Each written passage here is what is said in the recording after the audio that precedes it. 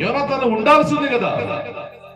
దావీదు రాజైనప్పుడు యోనాతాను దావీదుకి ఎంతో ప్రాముఖ్యమైన వాడిగా రాజ్యంలో ఏలుబడి చేయాల్సింది కదా. కానీ అంతా రివర్స్ అయిపోయింది. కారణం ఏంటంటే సహవాసం. దావీదుతో నిబంధన చేశాడు. దావీదుతో నేను నీతో కూడా ఎప్పటికీ ఉంటా అని చెప్పాడు.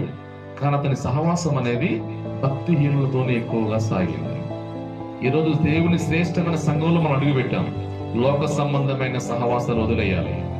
తప్పుడు మార్గములో జీవిస్తున్న వ్యక్తులను వదులుకోకపోతే ఏదో ఒక రోజు ఏమైనా జరగవచ్చు. దావీదుతో నిబంధన చేశాడు. దావీదుతో నేను నీతో కూడా ఎప్పటికీ ఉంటా అని చెప్పాడు. కానీ అతని సహవాసం అనేది భక్తిహీనులతోనే ఎక్కువగా సాగింది.